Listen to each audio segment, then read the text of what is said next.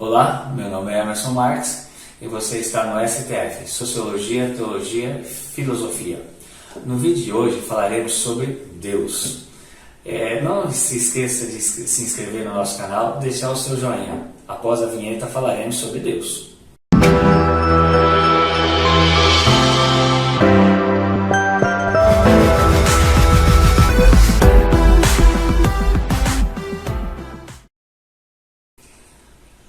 Segundo a metafísica, que é uma das disciplinas fundamentais da filosofia que examina a natureza fundamental da realidade, incluindo a relação entre mente e matéria, entre a substância e o atrito entre a necessidade e a possibilidade.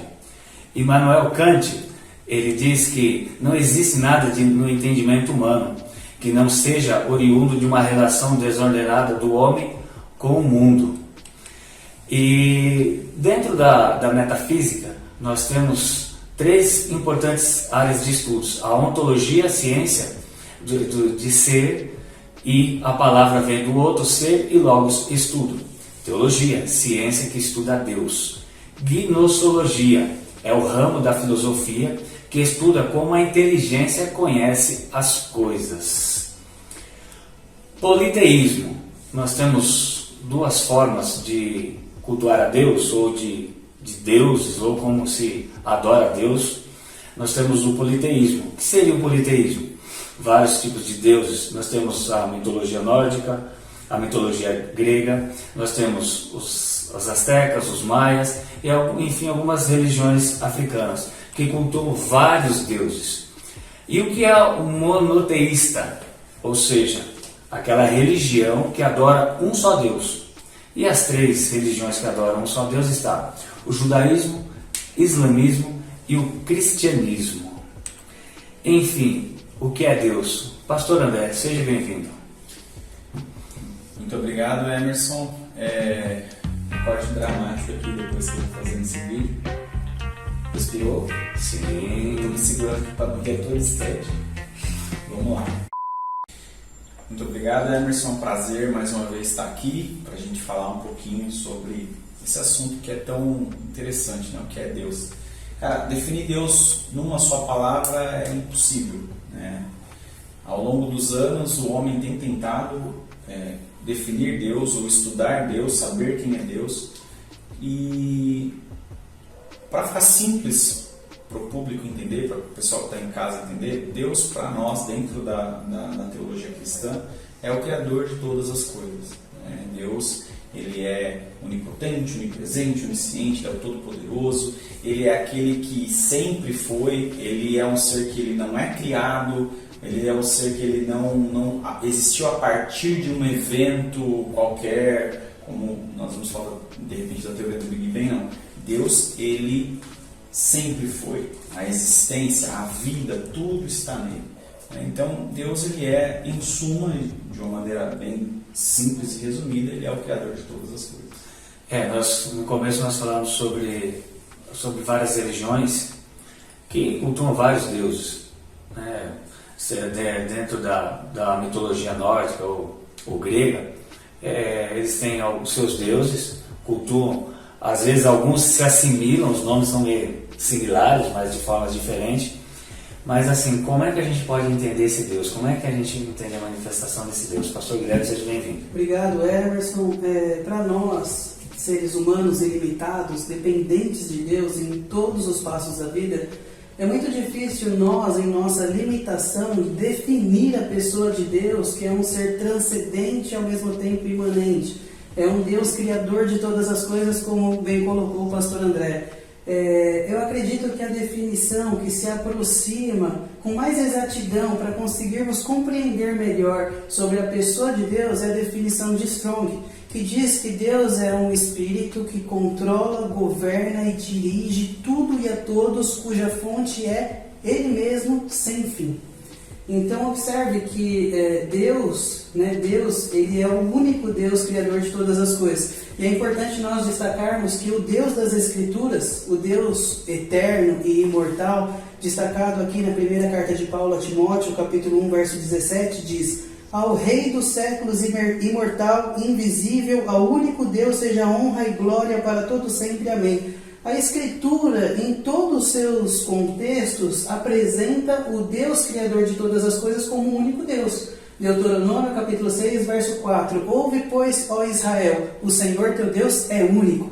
Então a unidade do Deus Todo-Poderoso é destacado ao decorrer de toda a Escritura. E para nós compreendermos melhor este Deus amoroso, este Deus pacífico, misericordioso, este Deus criador, este Deus benigno e misericordioso, nós precisamos olhar para as Escrituras, que é a revelação específica, onde o próprio Deus se especifica para com a humanidade, dando-se a conhecer a humanidade. E aí entendemos que é a revelação específica. E o que seria essa revelação específica? Deus inspira cerca de 40 autores para registrar a sua revelação, para que nós possamos conhecer este Deus eterno que nos amou. O pastor falou algo interessante, assim, que eu queria ver com os pastores. Como que esse Deus se manifesta? Por exemplo, ao Deus, assim, claro que com respeito a todas as formas de adoração, enfim. Mas como que esse Deus se manifesta? Por exemplo, nós temos o Deus do trovão, Deus da chuva, e como que esse Deus se manifesta dentro da religião cristã?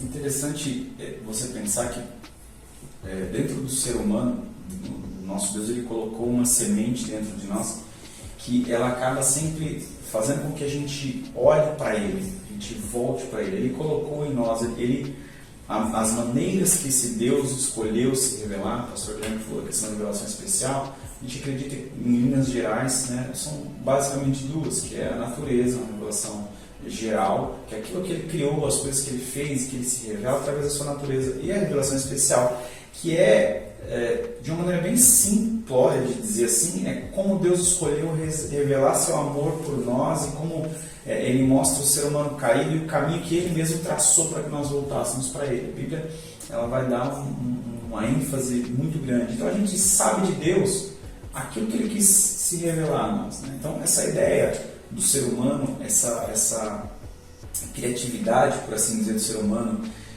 para tentar explicar aquilo que ele não entende. Então, se está chovendo muito forte, os deuses estão bravos conosco. Então a gente tem que orar ou rezar para que um Deus venha trazer chuva quando está muito seco. Todas essas são, do meu ponto de vista, maneiras tortas do ser humano tentar responder aquilo que a alma dele, que o espírito dele está ali tentando apontar, que é Deus. Tem que existir um Criador. O ser humano, o universo, ele não é criado de uma maneira desordenada e disforme. Não, ele tem uma ordem lógica, as coisas funcionam. Se você pegar o ser humano, a maneira como o ser humano é construído, a forma como como tudo funciona muito sincronamente, ela não sugere uma ordem caótica, uma criação caótica do nada. O Salmo 19 manifesta muito bem aquilo que o professor Adalto Lourenço explica através da revelação geral. Os céus manifestam a glória de Deus e o firmamento anuncia a obra das suas mãos. Um dia faz declaração a outro dia e uma noite mostra sabedoria a outra noite. Então, quando nós paramos para observar a natureza de um modo geral, nós entendemos que o Criador, o Deus das Escrituras, que criou todas as coisas, ele deixa a sua assinatura em sua criação. Por exemplo, nós olhamos aí para o estado da matéria, sólido, líquido e gasoso, a ideia de 3 em 1. Música, melodia, harmonia e ritmo, 3 em 1. De onde vem a ideia de 3 em 1? Quando nós olhamos para o ser humano, pelo menos na minha concepção, eu entendo que somos do partido tricotomia, Eu acredito que o ser humano é feito de corpo, alma e espírito, mas apenas um ser. Sim. Então, de onde vem essa ideia de 3 em 1? A ideia da Santíssima Trindade, onde o nosso Deus é único em 3 pessoas. Deus Pai, Deus Filho e Deus Espírito Santo. Então, olhando para a natureza de um contexto geral, nós observamos que o Deus das Escrituras, Criador de todas as coisas, ele deixou a sua assinatura na sua criação. Então a natureza manifesta a glória de Deus, e um dia faz declaração a outro dia, e uma noite a outra noite, de modo que tudo aquilo que Deus criou aponta para o Criador. E aí você tem esse Deus tentando ou buscando esse contato com o ser humano, tanto através da revelação geral quanto através da revelação específica para o seu povo. E aí você vai ter o ser humano de maneira geral tentando esse contato de volta e sem de repente a atuação do Espírito Santo para trazer essa iluminação para o ser humano, o ser humano sem essa interpretação devida, ele vai gerar todo esse tipo de distorção, onde os deuses existe não só um ser, mas seres que são capazes de coisas muito sobrenaturais, ligadas aos filmes da Marvel hoje em dia, que a gente gosta tanto de ver, mas que são reflexos que são reflexo aí dessa busca do ser humano de tentar entender o que ele não consegue entender, e que nós somos capazes de entender quando o Espírito Santo nos revela. A gente só consegue saber que Deus é Deus porque existe um ser sobrenatural da Trindade, que é o Espírito Santo, que vai nos dando esse entendimento, essa iluminação, para que a gente olhe para a Bíblia e fale assim, então tudo isso aí que esses caras estão falando, na verdade são tentativas frustradas de explicar o que a gente não vai conseguir explicar, porque Deus ele não quis, porque Ele não quis revelar todos os detalhes, as minúcias, os porquês da existência dele. A gente só sabe o que Ele falou, porque a gente sabe que Ele é e que Ele vai ser para sempre, para a eternidade. A gente falou sobre Kant, é interessante alguns pontos da metafísica, porque o ser humano, em toda a sua trajetória humana, né, vamos pegar alguns povos aí, eu gosto muito dos assírios, né, e os hititas. Interessante que todos eles buscavam uma divindade. Todos eles buscavam se respaldar em alguém que criou, e vocês falaram sobre a questão, e essa aqui é a pauta para o próximo vídeo, hein? Tricotomia. Né? É polêmico, mas isso aí é para o outro vídeo aqui, é só para dar aguinha na boca, não vamos falar de dicotomia. Mas voltando aqui, a gente falou sobre como Deus se apresenta, correto?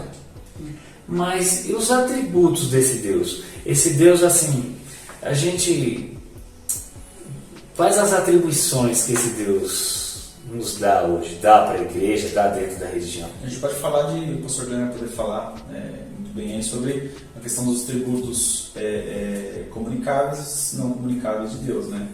Então tem coisas que Deus que não tem como a gente nem mensurar, por exemplo, a eternidade de Deus.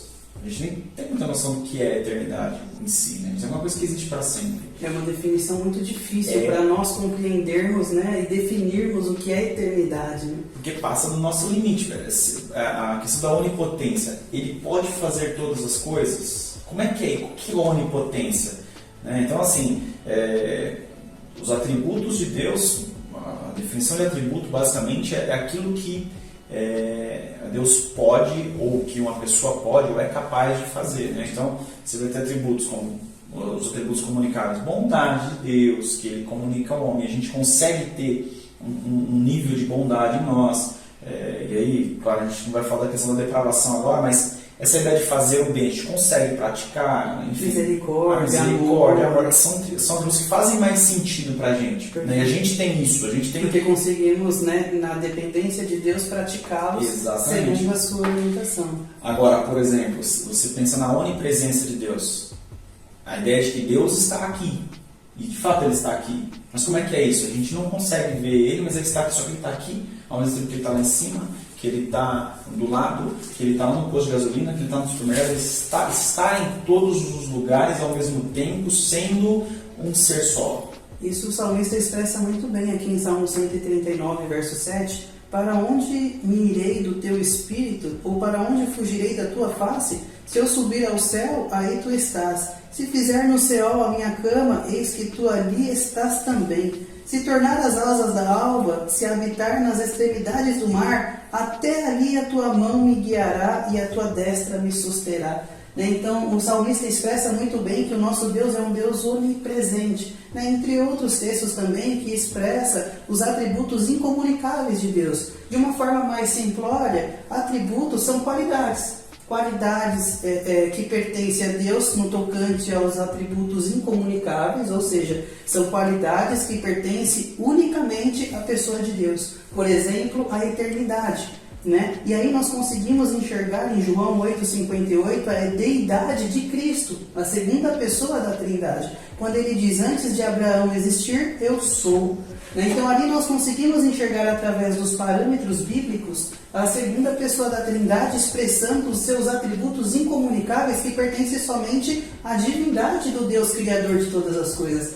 Então os atributos incomunicáveis, como o pastor já colocou, eternidade, imutabilidade, de Malaquias capítulo 3, verso 6, eu sou o Senhor e não mudo.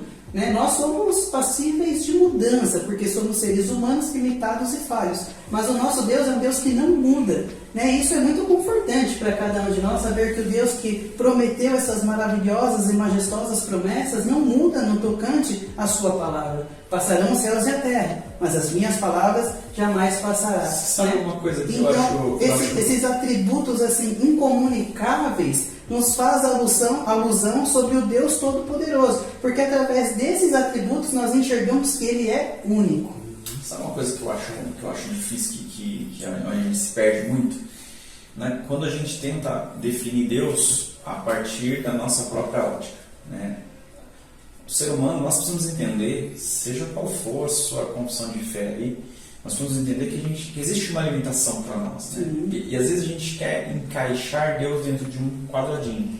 É óbvio que Deus ele se revelou através da natureza, que Ele se revelou através da Bíblia como Ele quis e tudo mais. Mas a gente, dada a nossa limitação, a gente não consegue expressar o tamanho da grandeza de Deus. Eu vi alguém falar uma vez que explicar Deus é como você pedir para uma cadeira explicar o artesão que fez ela.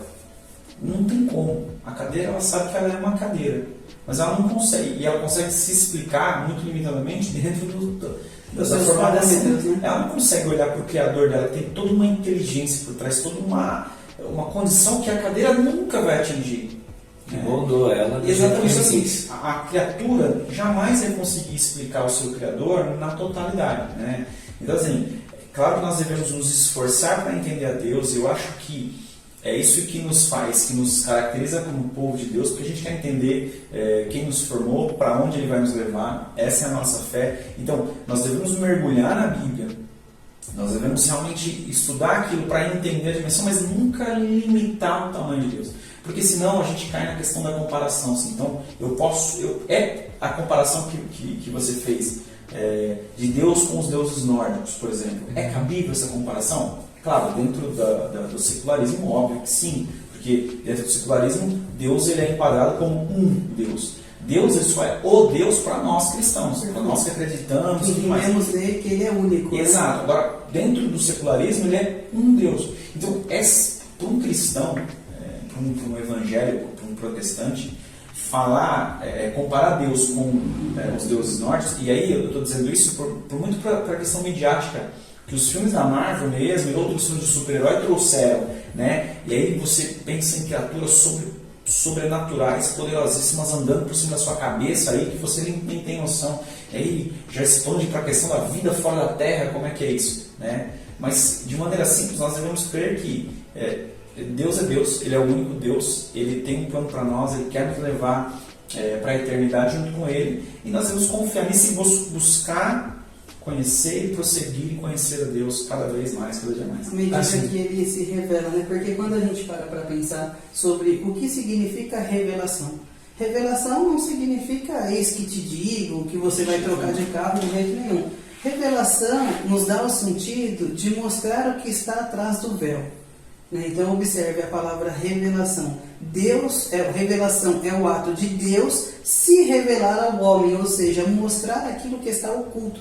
E Ele se revela através da natureza, através da Bíblia, até o ponto que Ele permite ou deseja que o ser humano venha a conhecê-lo. Então, através das Sagradas Escrituras, através dos 66 livros da Bíblia, nós temos aqui o parâmetro da revelação específica de Deus, onde Ele se especifica através das linhas aquilo que Ele deseja que o homem venha a conhecer dele mesmo. Então, a revelação nada mais é do que o ato de Deus dar-se a conhecer ao ser humano. E ainda assim, desculpa, ainda assim depende dele mesmo para você entender. Perfeito. Você precisa da iluminação. Exatamente. E a iluminação ela vem através do Espírito Santo que vai agir em você, te fazendo entender aquilo, né? Isso nos deixa bem claro aqui, Jesus. em João capítulo 16, verso 13, mas quando vier o Espírito da verdade, ele vos guiará em toda a verdade, porque não falará de si mesmo, mas dirá tudo o que tiver ouvido e vos anunciará o que há de vir. Ele me glorificará, porque há de receber o que é meu e vou-lo há de anunciar. Então a manifestação do Espírito na vida do crente é justamente iluminar, né? E quando paramos para pensar sobre a palavra iluminar, é justamente sobre uma lâmpada, que tem a função de iluminar o cômodo. Então o Espírito morando dentro de nós, primeira carta de Paulo aos Coríntios 3,16, fala: ora, não sabeis vós que sois templo do Espírito Santo e que o Espírito Santo habita em nós? Quem é o Espírito Santo? A terceira pessoa da Trindade, o Deus Todo-Poderoso, que se revelou através das Escrituras, e Ele, habitando dentro de nós, nos ilumina para compreendermos a verdade. Qual é a verdade infalível e inerrante? As Sagradas Escrituras, o Verbo. Então, observe que o ato de iluminar é justamente uma manifestação do Espírito na vida daquele que crê no Filho, iluminando esse ser para compreender as verdades das Escrituras. Mas assim, agora aqui para os pastores, o cristianismo, existe uma ponte do judaísmo para o cristianismo, correto ou não? Existe uma ponte. Nós estamos falando aí que nós temos o judaísmo, depois a ponte para o cristianismo, ou seja... O cristianismo é outra religião, né? Sim, mas existe uma ponte. É o mesmo Deus? Mas se é o mesmo Deus, por que o mesmo Deus... ele se manifesta no Antigo Testamento de uma forma e no Novo Testamento de outra forma? Esse Deus mudou algumas coisas das suas atribuições, vamos dizer assim, dos seus atributos? Essa pergunta é legal porque existe até a ideia, uma interpretação errada, né, que o Deus do Antigo Testamento seria um demiurgo, né, que ele é um Deus mau, que castiga, que pune, e que o Deus do Novo Testamento é o Deus bom, galardoador, que salva, que leva... as pessoas para a eternidade. Eu não acredito. Eu acho que o Novo Testamento e o Velho Testamento, eu acho que uma coisa não anula a outra, não, muito pelo contrário. Eu acho que a Bíblia como um todo ela é muito coesa e ela é a revelação de Deus do começo ao fim. Né? Ela é você vê Deus se revelando ali desde o Gênesis. Ele vem revelando seu plano salvífico desde o Gênesis de maneira progressiva, e você consegue olhar para o povo de Israel, para a cultura de Israel, para tudo que foi formado ali. Deus, pela vontade dele, pelas razões que ele mesmo conhece, ele precisava daquele povo se revelar, ele precisava agir no meio da humanidade através daquele povo, e tudo vai apontar, vai culminar em Jesus, quando Jesus ele vem, e aí você vai estar atrelado a uma interpretação humana. Israel interpretou a revelação de Deus de alguma forma, que acabou levando eles para uma cegueira muito grande. Você vê Jesus, quando Jesus vem, Jesus mesmo fala que vem para cumprir toda a lei, né? Ele não vem para desfazer o Velho Testamento, ele não vem para desfazer nada do que tinha acontecido. Ele vem como cumprimento das Escrituras. Exatamente. A Escritura se cumpre nele de uma forma em que ele vai ali, junto com os atuando com os fariseus ali, corrigindo a postura dos fariseus a todo instante, dizendo que eles estavam interpretando a lei errado, estavam interpretando a lei não imparcialmente, mas parcialmente, de acordo com o que eles achavam que era o correto, trazendo juízo eles mesmos para a vida do povo judeu ali,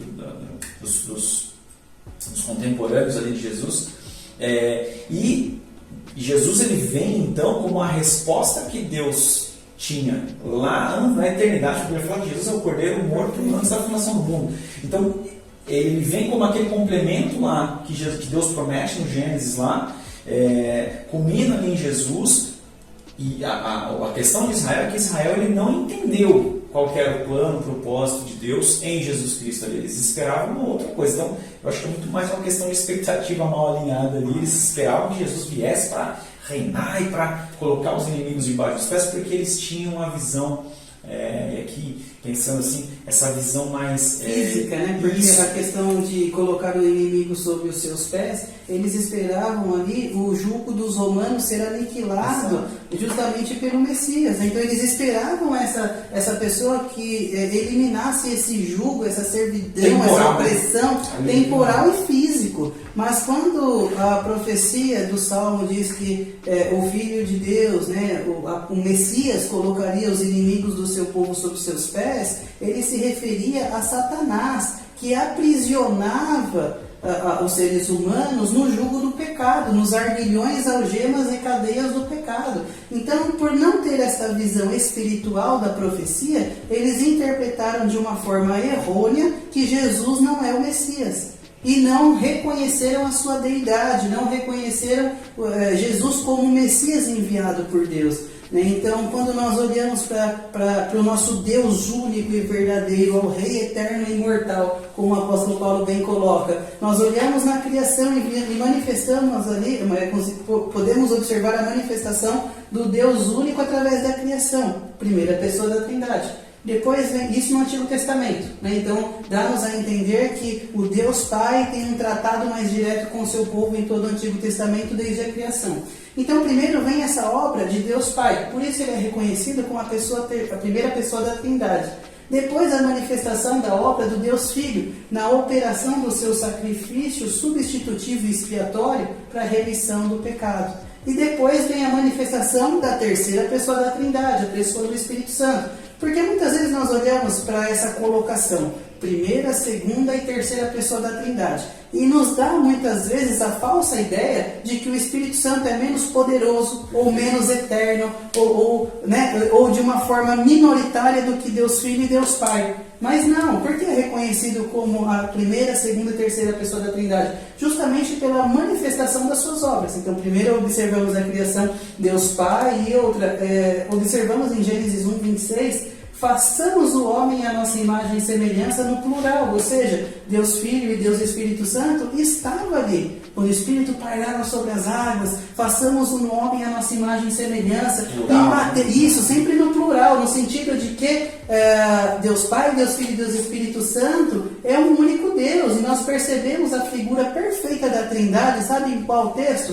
Em Mateus capítulo 3, no batismo de Jesus no Rio Jordão por João Batista. Quando nós olhamos esse episódio, nós observamos Deus Filho na água sendo batizado no cumprimento das Escrituras, o Espírito, que é a terceira pessoa da Trindade, manifestando em formato de pomba sobre a pessoa de Deus Filho, e Deus Pai Todo-Poderoso no céu dizendo: este é meu Filho amado, de quem me comprazo. Então observamos a perspectiva da Trindade nesse texto de uma forma muito clara. É legal, o pastor Emerson, a ideia aqui, o pastor Guilherme falou da questão da Trindade, como ela está presente ao longo de toda a Bíblia.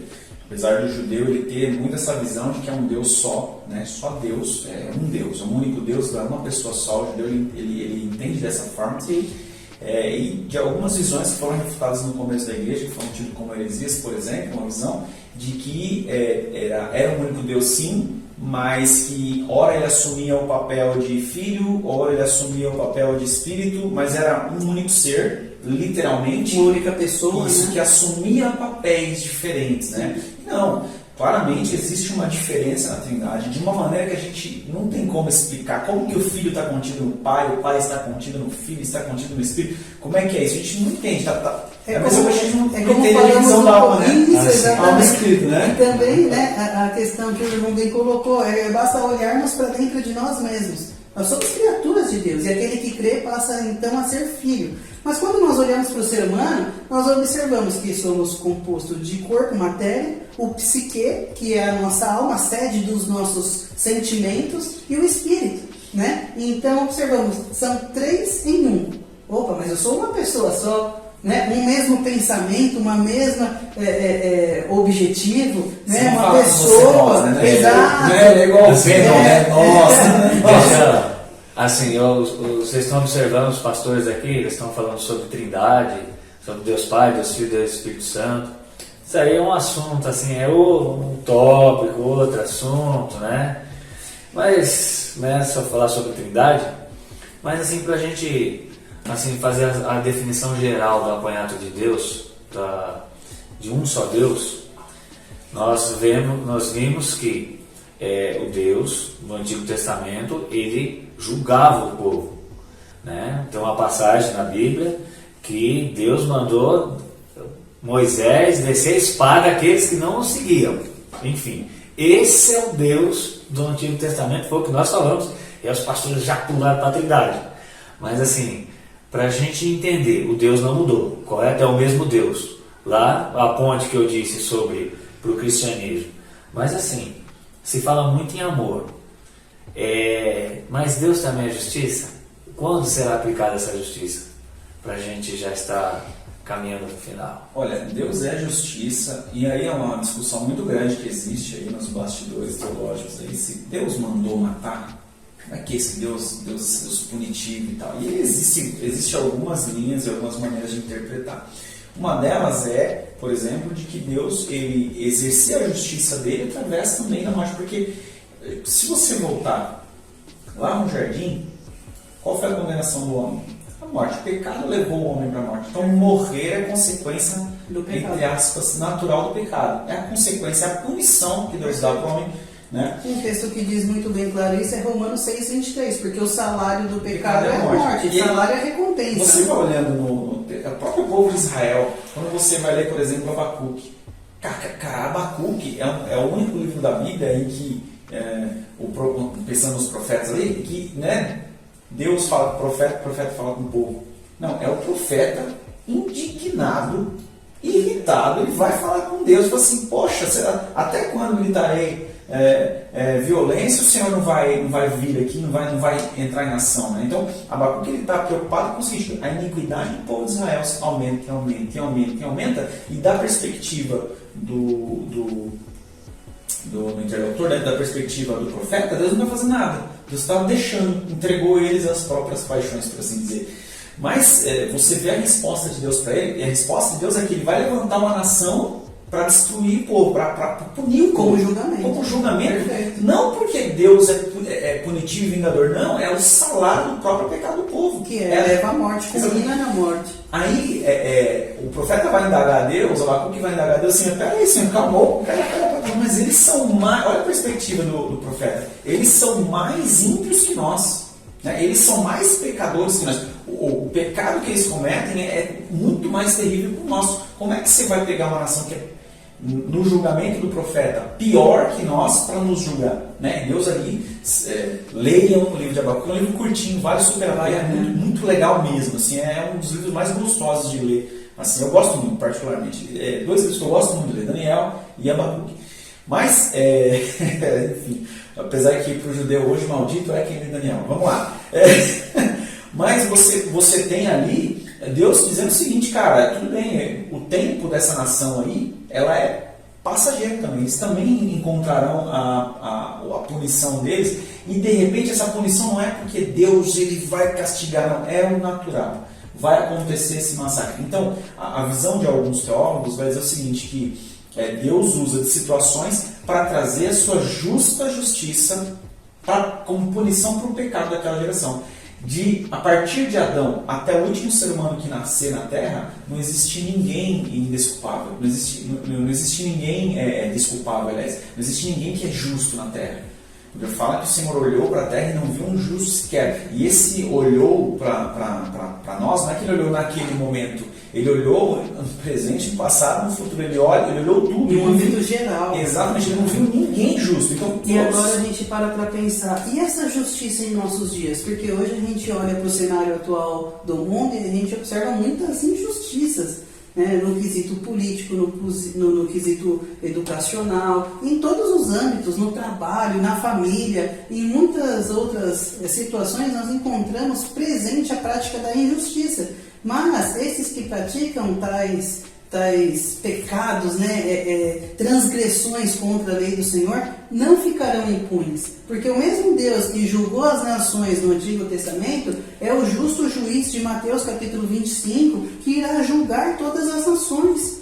Observe que todas as nações estarão diante dele a ser julgado pelo que fez, segunda carta de Paulo aos Coríntios, capítulo 5, verso 10, diz que todos nós estaremos ante o tribunal de Cristo, a sermos julgados pelo justo juiz. Então, observe, nós passaremos por um julgamento, né? Nós devemos a Deus, porque o nosso pecado culmina em morte. Mas aqueles que recebem Jesus como o único e suficiente Senhor e Salvador, esta dívida, qual somos todos passivos, é aniquilada pela morte no Filho de Deus que nos amou e entregou a si mesmo por nós.